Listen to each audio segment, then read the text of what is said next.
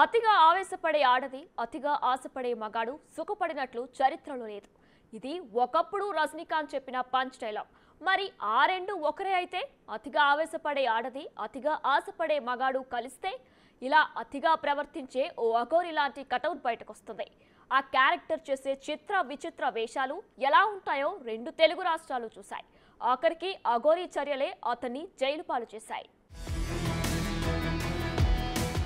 అతి సర్వత్రా వర్జయేత్ అంటే అతి ఎక్కువైతే ఎలా ఉంటుందో, అదెలాంటి పరిణామాలకు దారి తీస్తుందో చెప్పటానికి మన దగ్గర ఇప్పటికే బోలెడన్ని ఎగ్జాంపుల్స్ ఉంటాయి. కానీ మనకు తెలియని, మనం ఎప్పుడూ చూడని లేటెస్ట్ ఎగ్జాంపులే ఈ అఘోరి క్యారెక్టర్. అతి కొద్ది కాలంలో ఈ అఘోరికి వచ్చిన నేమ్, ఫేమ్ అంతా ఇంతా కాదు. ఈ మధ్యకాలంలో సోషల్ మీడియాలో ఇన్స్టెంట్గా పాపులర్ అయిన పర్సనాలిటీలలో ఈ అఘోరి కూడా ఒకడు. మొదట్లో అంతా బాగానే ఉంది. చాలా మందికి ఈ లేడీ అఘోరి కొత్తగా అనిపించింది. అఘోరాలు ఉంటారని అందరికీ తెలుసు, నాగసాధువులు ఉంటారని తెలుసు. కానీ ఇలాంటి ఓ లేడీ అఘోరి కూడా ఉంటుందా అని అంతా ఆశ్చర్యపోయారు. అతని వేషం చూశాక, అతను చేసే చర్యల గురించి తెలిసాక అందరిలోనూ ఈ అఘోరి గురించి తెలుసుకోవాలనే ఆసక్తి కలిగింది. శవాలను తింటానని, శ్మశానంలోనే పడుకుంటానని, ధర్మస్థాపన చేస్తానని, సనాతన ధర్మాన్ని రక్షిస్తానని ఇలా బోలెడు కబుర్లు చెప్పింది. మొదట్లో ఈ వ్యవహారమంతా బాగానే నడిచింది. చాలా మంది అఘోరిని ఓ దేవతలా చూశారు. అంతే భక్తితో మెలిగారు కూడా. ఎంతగానో గౌరవించారు. ఎక్కడికి వెళితే అక్కడ దండాలు పెట్టారు. కానీ ఆ గౌరవాన్ని ఎక్కువ రోజులు నిలుపుకోలేకపోయింది అఘోరి. ఎంత వేగంగా ఫేమ్ చూసిందో అంతే వేగంగా పాతాళానికి పడిపోయింది. లేడీ అఘోరి అలియాస్ శ్రీనివాస్పై మోసం కేసు నమోదైంది. నగ్న పూజల పేరుతో ఓ మహిళ నుంచి 10 లక్షలు వసూలు చేసి మోసం చేసినట్లుగా ఫిర్యాదు వచ్చింది. డబ్బులు తిరిగి అడిగినందుకు బెదిరింపులకు పాల్పడ్డాడనే ఆరోపణలు ఉన్నాయి. దాంతో పోలీసులు ఉత్తరప్రదేశ్, మధ్యప్రదేశ్ సరిహద్దుల్లో అఘోరిని అదుపులోకి తీసుకున్నారు. చేవెళ్ల కోర్టు అఘోరికి రిమాండ్ విధించింది. దాంతో అఘోరి శ్రీనివాస్ జైలు పాలయ్యాడు. వర్షిణిని పెళ్లి చేసుకున్నాక తెలుగు రాష్ట్రాలకు దూరంగా బతుకుదామని వెళ్లిపోయింది అఘోరి. కానీ పోలీసులు అంత ఛాన్స్ ఇచ్చారా? వెతుక్కుంటూ వెళ్లి మరీ పట్టుకొచ్చేశారు, జైల్లో వేశారు. ఈ అఘోరి ఎపిసోడ్తో ఒక విషయం మాత్రం క్లియర్గా అర్థమైంది. అతిగా మతిపోయి ప్రవర్తించే అఘోరి అయినా చట్టానికి అతీతం కాదని తేలిపోయింది.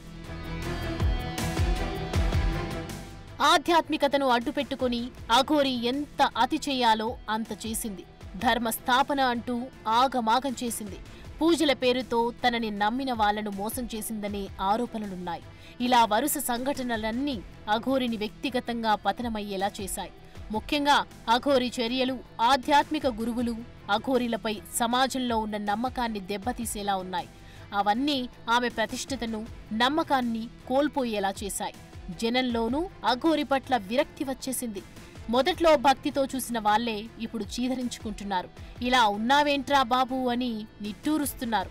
మొదట్లో ఇంట్రెస్టింగ్గా చూసినోళ్లే ఇప్పుడు తెగ ట్రోల్ చేస్తున్నారు. ఏదేమైనా మోసం, బెదిరింపు ఆరోపణలతో అఘోరి అరెస్ట్ అవ్వటం, జైలుకెళ్లటం లాంటి పరిణామాలు న్యాయ వ్యవస్థ బాధ్యతాయుతంగా వ్యవహరించినట్లు తెలుస్తోంది. అఘోరి కేసు సనాతన ధర్మం పేరు చెప్పి ఆధ్యాత్మిక దుర్వినియోగం చేసే వారిపై చట్టం కఠినంగా వ్యవహరించగలదని రుజువు చేసింది.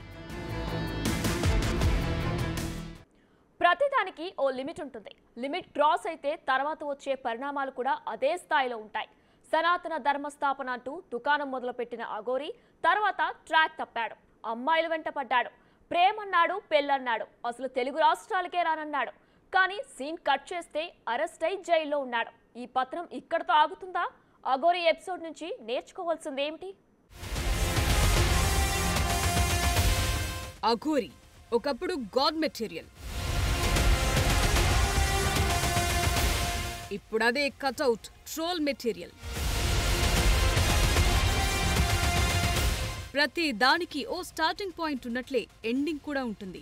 సోషల్ మీడియాలో ఇన్స్టెంట్ హిట్ అయిన ఏ క్యారెక్టర్ కూడా ఎక్కువ కాలం ట్రెండింగ్ లో నిలిచినట్లు హిస్టరీలో లేదు. అతి కొద్ది మంది మాత్రమే సోషల్ మీడియాలో తమకు వచ్చిన హైప్ ని నిలబెట్టుకున్నారు, తెలివిగా వాడుకున్నారు, లైఫ్ లో సెటిల్ అయ్యారు.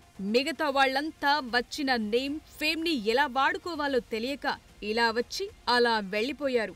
ఇప్పుడు ఈ అఘోరి క్యారెక్టర్ కూడా అలాంటిదే. సడన్ గా ఎంట్రీ ఇచ్చింది. సోషల్ మీడియాతో పాటు 2 తెలుగు రాష్ట్రాలను షేక్ చేసి పడేసింది. నడిచిన నాళ్లు నడిపించింది. చివరికి జైలు పాలయ్యింది. అందుకే అనేది అతిగా రియాక్ట్ అయితే సీన్ రివర్స్ అవుతుందని. ఆధ్యాత్మికతను అడ్డం పెట్టుకుని సమాజంలో అతిగా ప్రవర్తించిన అఘోరి కూడా బాగుపడలేదు. చట్టానికి అఘోరి ఏమీ అతీతం కాదని తేలిపోయింది. అఘోరి ఓవర్ యాక్షన్ ఏ స్థాయికి వెళ్లిందో ఇటు తెలంగాణ అటు ఆంధ్ర రెండూ చూశాయి. ఆలయాలకు వెళ్లటం, ఎవ్వరినీ లెక్క చేయకుండా వీఐపీలా దర్శనాలు చేసుకోవటం, ప్రశ్నిస్తే బూతులు తిట్టటం, ఆపితే కర్రలు తీసుకుని కొట్టడం లాంటివన్నీ చేసింది. కొన్ని సార్లు పెట్రోల్ క్యాన్ తీసుకుని ఆత్మార్పణం చేసుకుంటారంటూ బెదిరించింది. చివరికి పోలీసులను కూడా లెక్క చేయకుండా ప్రవర్తించింది. వాళ్లను బూతులు తిట్టడమే కాదు, వారిపై చేయి చేసుకునేందుకు కూడా ప్రయత్నించింది. హబ్బో, అఘోరి చేసిన అతి అంతా ఇంతా కాదు.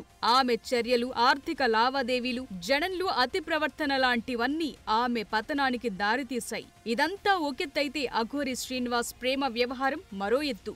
శ్రీవర్షిణి అనే అమ్మాయితో అతను నడిపిన ప్రేమ వ్యవహారం, ఆమెను పెళ్లి చేసుకోవటం, పోలీస్ స్టేషన్ మెట్లెక్కటం, కుటుంబ తగాదాలు, ఇలా చాలానే నడిచింది. ఇంతలోనే అఘోరికి ముందే పెళ్లయిందనే విషయం బయటపడింది. అతని మొదటి భార్య రాధిక తనను మోసం చేసి వర్షిణిని పెళ్లి చేసుకున్నాడని ఆరోపించింది. పోలీసులకు ఫిర్యాదు చేసింది. దాంతో అఘోరి జనంలో మరింత పలుచనైపోయాడు. ఇదిలా ఉంటే నగ్న పూజల పేరుతో ఓ మహిళ నుంచి 10 లక్షలు వసూలు చేసి బెదిరింపులకు పాల్పడిన కేసులో అరెస్టై జైలుకు వెళ్లాడు.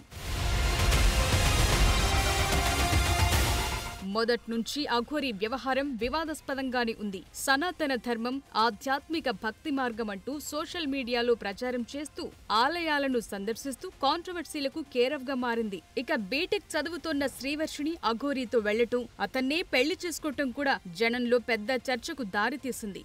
ఆధ్యాత్మిక మార్గాన్ని ఎంచుకున్న అఘోరి సడన్ గా ప్రేమ, పెళ్లి వైపు మళ్లింది. ఈ పరిణామం ఎవ్వరికీ అర్థం కాలేదు. దాంతో అతని ఆధ్యాత్మికత, భక్తిపై అందరిలోనూ అనుమానం మొదలైంది. తన పబ్బం గడుపుకునేందుకే ఈ వేషం వేశాడనే చర్చ జరిగింది. అఘోరి ఆధ్యాత్మిక మార్గానికి కట్టుబడి ఉండకుండా పక్కదారి పట్టడంతోనే అతను పతనమైపోయాడు. అతని ప్రవర్తన, వ్యక్తిగత సంబంధాలు, ఒకరిని మోసం చేసి మరొకరిని పెళ్లి చేసుకోవటం, బెదిరింపులకు పాల్పడటం లాంటివన్నీ అఘోరిని ఎటూ కాకుండా చేశాయి. ముఖ్యంగా తనను తాను ఓ ఆధ్యాత్మిక వ్యక్తిగా చిత్రీకరించుకుని పూజలు, ధర్మం పేరుతో డబ్బులు వసూలు చేయటం, జనాన్ని మోసం చేయటం లాంటివి కూడా అతని ప్రతిష్టను దెబ్బతీశాయి. ఏ సోషల్ మీడియాతో అతను జనాన్ని ఆకర్షించి పాపులర్ అయ్యాడో చివరికి అదే సోషల్ మీడియా అఘోరి వివాదాలను, మోసాలను, అతని నిజ స్వరూపాన్ని బయటపెట్టింది. ఆఖరికి తీసుకెళ్లి జైల్లో కూర్చోబెట్టింది. ధర్మం పేరు చెప్పి దారి తప్పిన వారెవరైనా సరే చివరికి ఇలా జైల్లో చిప్పకూడు తినాల్సి వస్తుందనే సందేశమిచ్చింది అఘోరి ఎపిసోడ్.